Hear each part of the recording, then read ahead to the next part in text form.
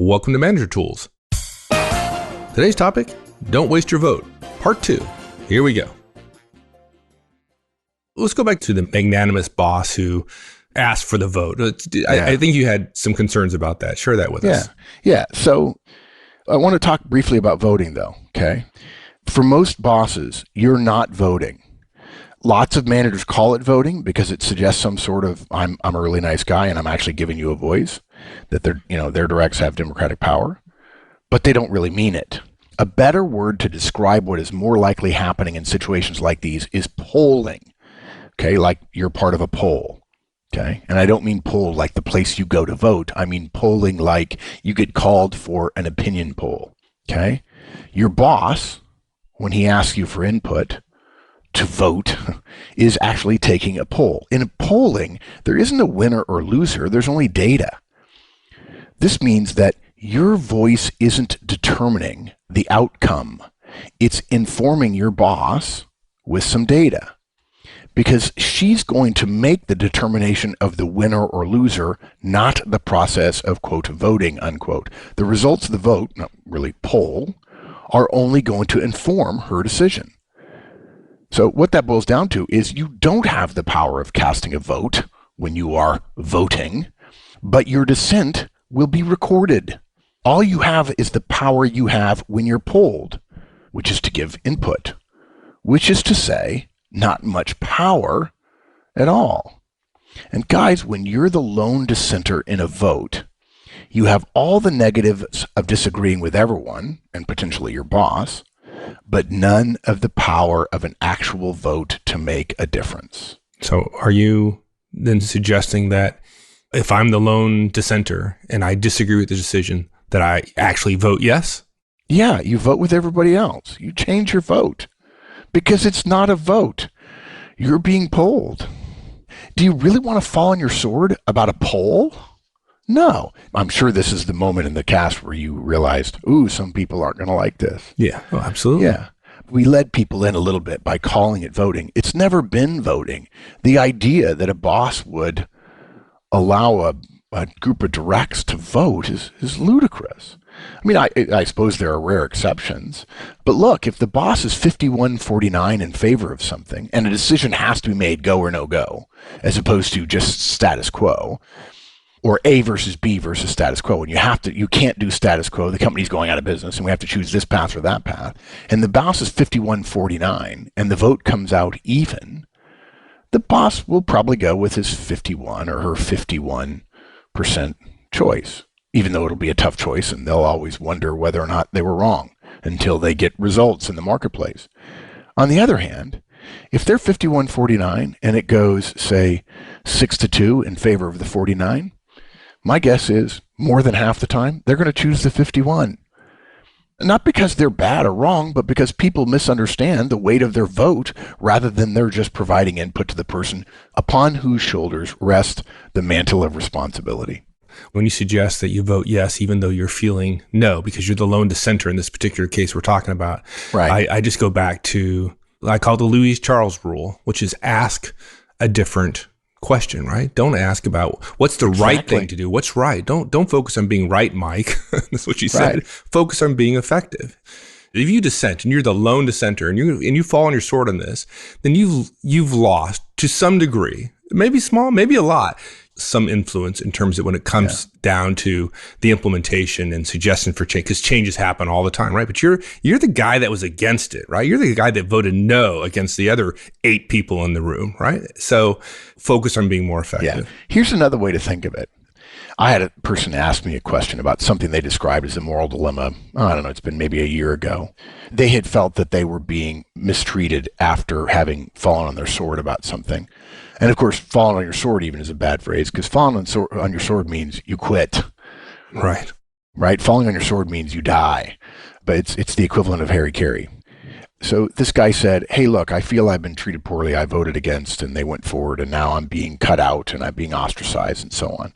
And I want to be treated fairly because I want to be treated based on the moral ethical stand I took. And I said, let me ask you something. When you get together with your friends, do you guys talk moral and ethical stuff, philosophical stuff? No. I said, you talk about YouTube videos and Big Bang Theory. He was a geek. And probably, if it's all guys, you probably talk about girls, and maybe you talk about spouses, and you talk about movies, and you talk about sports, and you talk about funny stuff that happened at work, and the dork, that you interviewed that did a dumb thing, right? He says, yeah, that's pretty normal. I said, yeah, that's true for me too. We all talk about normal stuff. I said, but now you want to be judged on moral and ethical stuff. It's not how the world works, unfortunately. Movies are made, books are made about those things, but we don't give ideal guidance. We give real guidance. And the fact is, if you make what you consider to be a moral ethical stand about a business decision, as opposed to what my friend Mike Swenson would call a jugular decision, you're asking for a higher standard to be applied than needs to be applied. And far, far, far more decisions are made that are just fairly routine. And we make ourselves into pillars of ethics when in fact it's generally not true. And you're right, it's about being effective. And if you're not going to fall on your sword, guys, you have to live to fight another day. And if you live to fight another day, but always act as if you're going to fall on your sword, you become the boy who cried wolf. You're always standing up and saying, no, you can't, no, I'm smarter, I've got data, I've got this, I've got that, I can't believe you're doing this. People will stop listening to you. Yeah. And the fact is, your ideas are not going to win every single time. They're not. And so, therefore, you're going to have to lose. Learn how to lose gracefully. Yeah. And that leads to why vote against something if your vote doesn't matter. If it doesn't matter, exactly. why take all the risk and all the negatives when it just doesn't matter? Yeah. So, if you combine our previous guidance about counting votes, which I think is, I didn't look. I tried not to look at old guidance, but I think it was Politics Chapter 1, which is count votes. And I've given that guidance so many times, Mike, I can't tell you. I'm like, somebody's getting ready to go into a meeting. And I said, what's going to happen? He says, I don't know. I haven't even thought about it. Really? Well, there's your problem. I mean, seriously, dude, there's your problem. You don't know what's going to happen. If I could tell you, I said, so let's spend a half an hour. And I've spent half an hour with people on the phone going, let's go down. Everybody's going to be in a meeting. Let's go down, talk about the context and everything else. And at the end, I say, okay, so it's pretty clear. It's going to be 6-2 against. Does that change the way you're going to do things? Yeah, it really is. Okay. And I said, no offense, but I'm on the outside. And that took me a half an hour. You need to know how people are going to vote. And again, keep in mind, it's polling as opposed to voting. And by the way, folks, now that you know that, you know something that very few people know. I wouldn't not call it a vote because that's the vernacular everybody else uses. But keep in mind, it's not the same thing. Okay. If you put that idea, counting votes, together with don't waste your vote, where you end up is don't vote against the majority if you're certain you're going to lose. We started out with don't waste your vote if you're the lone dissenter. But if you're certain you're going to lose, it's as if you're the lone dissenter. And now, again, we recommend you vote with the majority. Okay, I'm sure that's another point that people are going to send me emails and say, wow, you're recommending unethical. No, I'm not. No, it's a poll, though. It's a poll. It's a poll. It's a poll. Yeah. It's not a vote. Yeah, to put it in your words, you hit the nail on the head, Mike. Now that it's more clear, poll with the majority, okay? Because you're not voting. You're not violating your conscience. You're just participating in a poll. Guys, we're not recommending that you simply change your poll or your vote every time. We're not suggesting you cannot be in the minority. You're going to be in the minority sometimes on things that are close, and you're going to be in the majority other times. Not that minority and majority really matter. It's just data. It's not an election. If there are 7 voices at the table, and you think it's going to end up at 4-3 based on the counting you do, by all means poll with the 3 if you decide that that's the side you want to be on. Don't take our guidance to the reductio ad absurdum level of saying, well, I've got to go run around in front of the crowd, however stupid the crowd might be. That's not what we're suggesting. We're suggesting you're politically wise enough to fight again and not damage your brand by, heaven forbid, routinely disagreeing with the majority. Look, in a 7-person poll, if you were the only dissent or one of only 2 dissenters, we would recommend you acquiesce to the majority before you're polled. Okay? We're going to come back to that before in a minute. And if you're one of 2 and you're going to lose 5-2, then we recommend, or if it's 6-1 or 5-2, we recommend you go ahead and vote with the majority.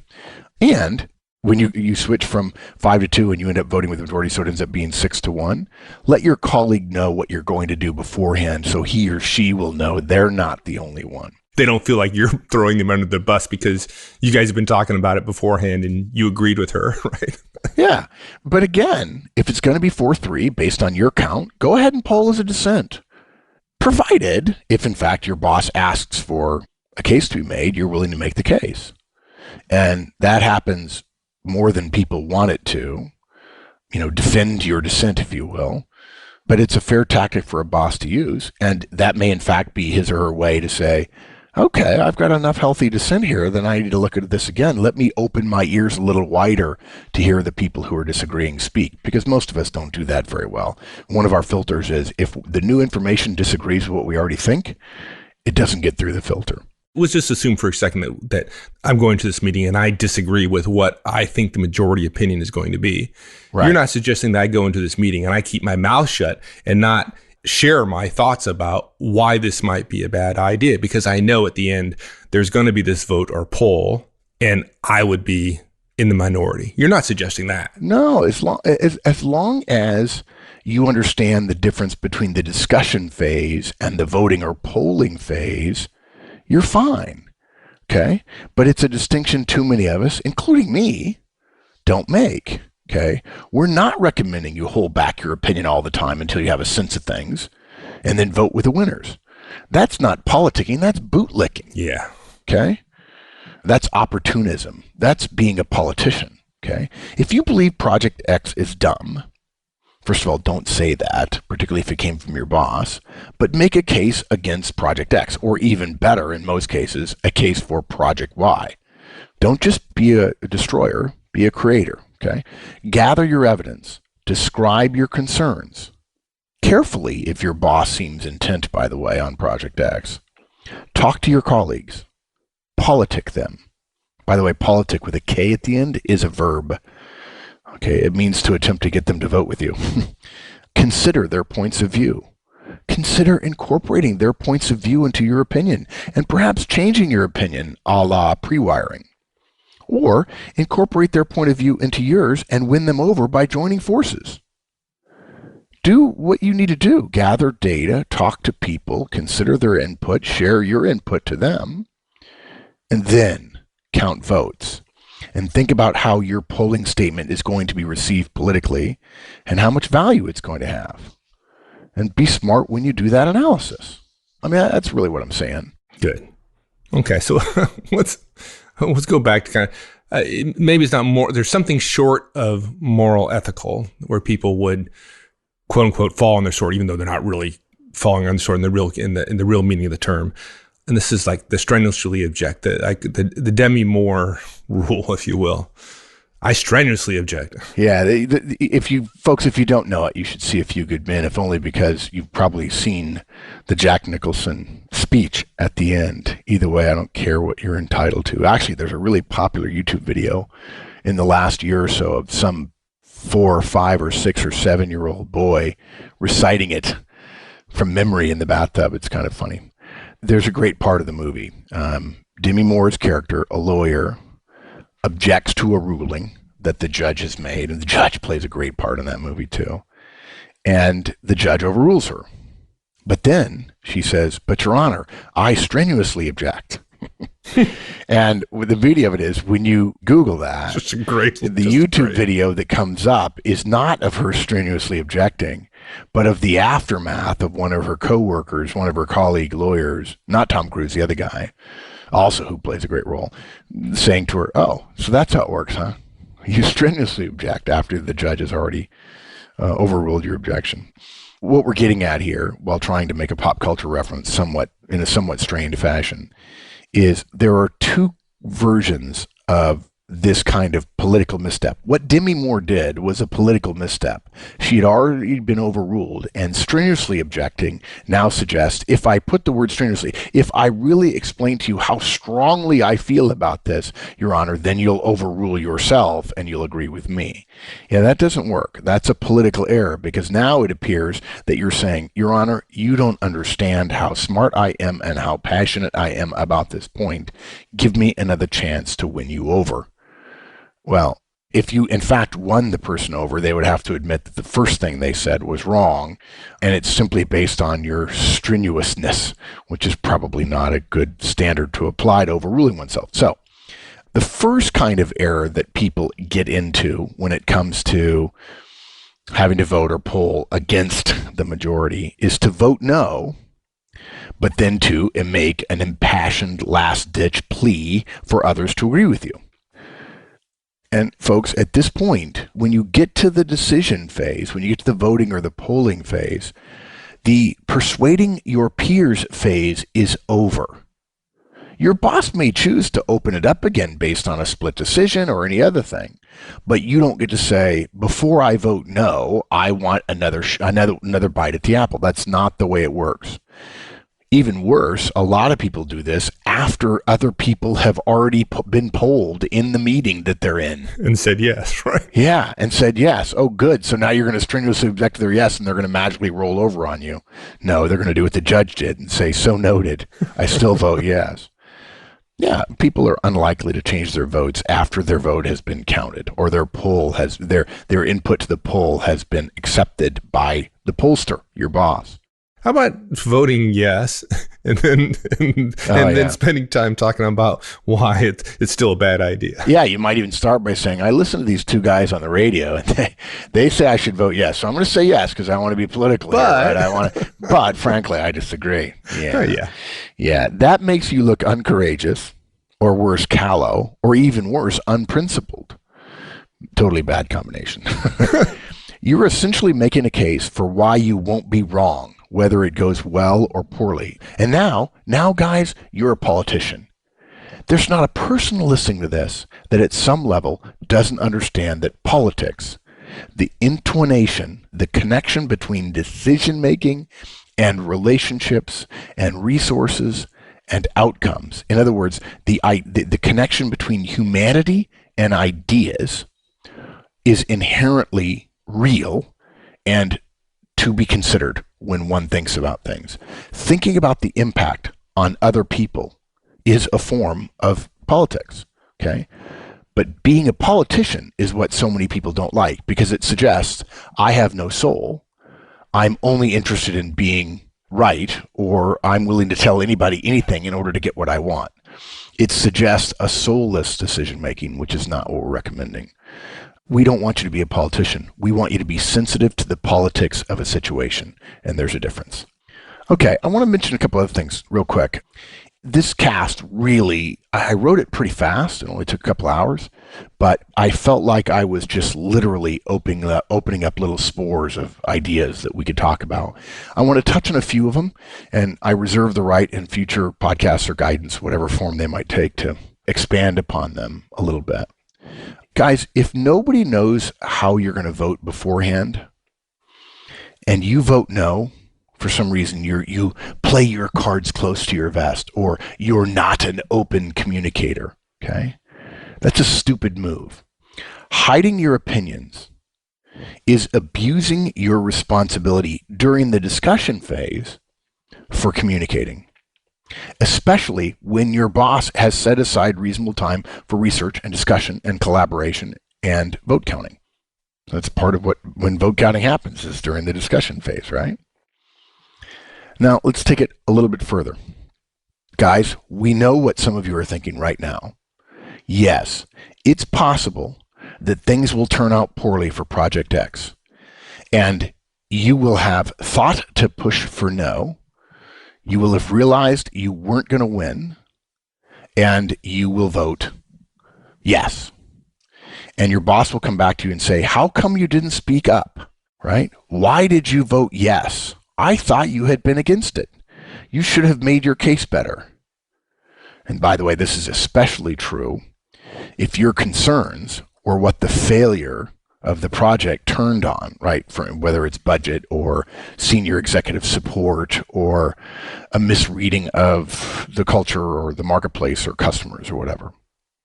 The answer to that, and this is very simplistic, is to say, I did my best, boss. I did my best to make my case before we provided our input. By the way, don't say voted, okay? I saw what others saw and what you saw. My concerns weren't enough to sway the discussion. And I murdered the unchosen alternative and got on board with everybody else. And that helped me implement to the best of my ability. And look, guys, you're going to be wrong in your career. It's far better to be wrong with political minimization than it is to be wrong and to have political exposure as well. Again, we don't want you to run around in front of the majority. There are times to disagree, particularly if it's something you feel strongly about. And it's okay to disagree if it's a close vote. It's politically stupid to have an unclose vote and to act as if you're willing to fall on your sword. But look, if your boss blames you for the mistake, it's his problem. And that is, he made the mistake. And if you had just strenuously objected, that's politically damaging for you, regardless of whether he blames you or not. And you're not your boss.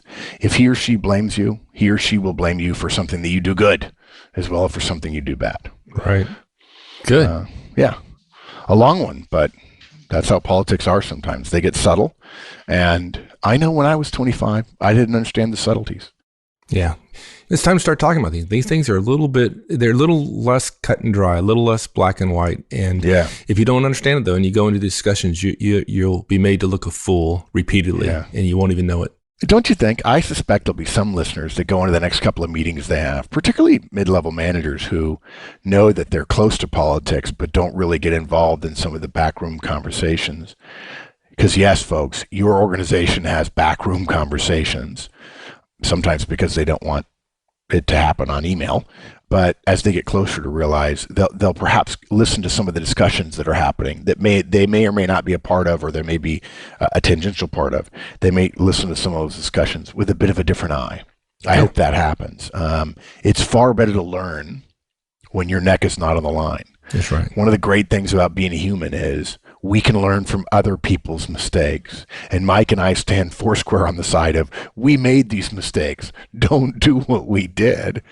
Do what we've learned to do since then. Yeah, and part of it just is awareness, right? Being aware of these calculations being made.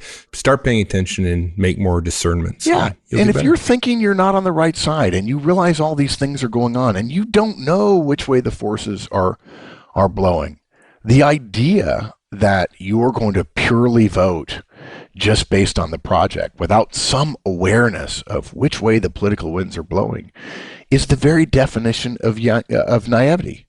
And now, again, there are times when it's okay, but probably far less times than most of us realize. And we want you around for a long time, making a difference, being a professional. We want you to teach your directs this as well. We want them to become managers, not to become politicians, but to become aware that politics matters. And if you want a top job in your organization, remember, I've said it many, many times. It's Horstman's rule of the perception of executives. When you look up at the top of your organization, what you call politics, they call collaboration. What you call voting, they know is just a poll. Okay, so let me wrap up.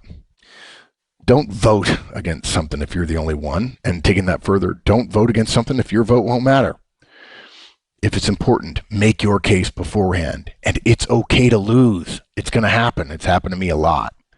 And whatever you do, don't make it worse by trying to fall on your sword in a public way, by strenuously objecting and saying yes, but saying I really mean no, or saying no, but then acting as if you're still going to undermine it.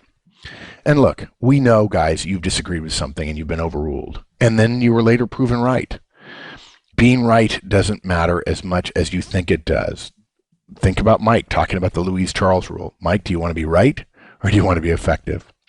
And there's a difference between disagreeing in the discussion phase and disagreeing in the decision phase.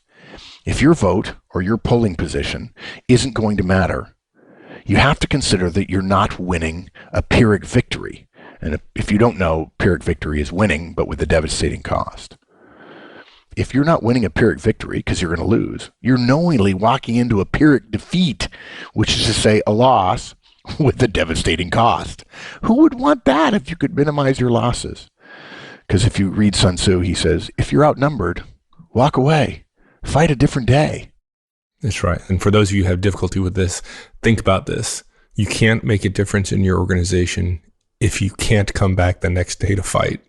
Brilliant. You got to stay in the game to win. Yep, exactly. All right, my friend. Thank you. Anytime, partner. All right, we'll see you. Thanks, everyone. Hope you enjoyed it. We'll see you next week. Have a great one. So long.